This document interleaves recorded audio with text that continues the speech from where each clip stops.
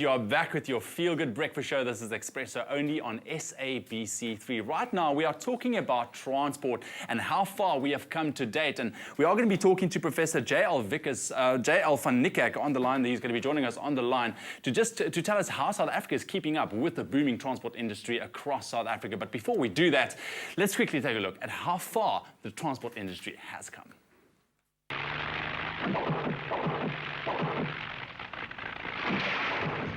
History is full of die-hard inventors who pushed the limits to revolutionize transport. Most of them failed miserably, but that didn't stop them from trying. And it was these early efforts that propelled us into a bold new age of transport.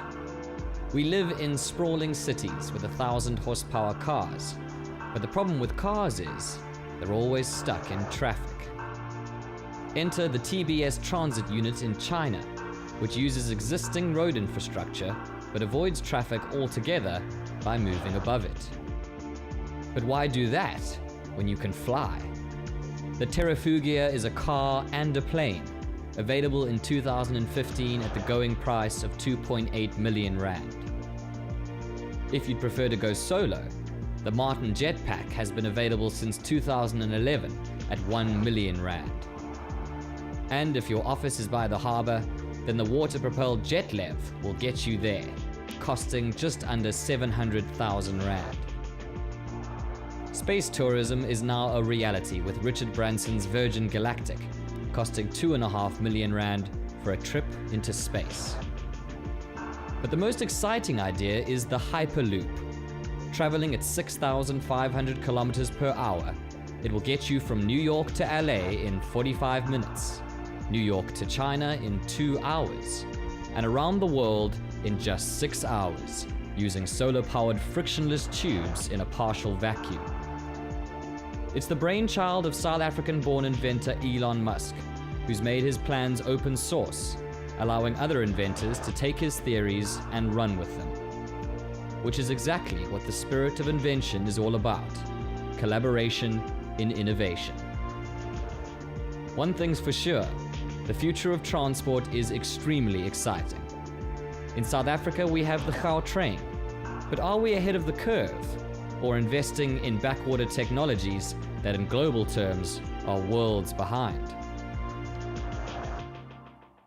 Very exciting. Take a look at transport in this National Inventors Month, and I'm sure we all get excited to think about what transport will be like in the distant future. Imagine just jetting off to work in your flying car or go visiting your auntie for Friday afternoon tea on the other side of the world, but that's still very, very far off. But how is South Africa keeping up with this curve in transport? And joining us on the line this morning, we have Professor J.L. van Niekerk of Mechanical Engineering at Stellenbosch University. Professor, good morning.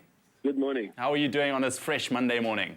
Fantastic. Great. Now, this was very exciting, just taking a look at that little insert that we show as to what we can still expect. But let's talk about South Africa. I mean, we have the Gautrain system, we have the city bus systems, which is, in my opinion, great stuff that we invested so much. But what are some of the main challenges that we do face when it comes to transport in South Africa? I think the main problem that we have in South Africa is that for many decades now, we failed to invest in our public transit systems. I mean, we really have a very aging metro train systems. Our long-distance train system haven't been invested in. We've made some advances, as you mentioned, with the new buses and the Gautrain, but we need a substantial investment to upgrade our public transit system. Do you think we are wasting money? Because essentially we are spending billions on things like the Gautrain, like the city bus, which has been around for quite a number of years across the world. Do you think it's worth our while to do this? And should we look at something else, perhaps? No, I think if you really get down to it, buses and trains where you can transport a lot of people with a single vehicle has always been the most cost-effective and the most sustainable way to do it. So I foresee that we will have more trains and buses going forward. I mean, single cars, of which we use too many in South Africa, is really problematic. You know, it causes a lot of wasted time and a huge impact on the environment. Indeed, and I can just say from my side, I mean, taking a look at the city bus systems that's in place here in Cape Town, especially as well. I mean, it does take a huge load off the traffic. But in your opinion, taking a look at the situation in South Africa, what should we be investing really to keep up with the rest of the world, with the rest of the booming transport industry? I think we should really take a very hard look at our existing rail infrastructure.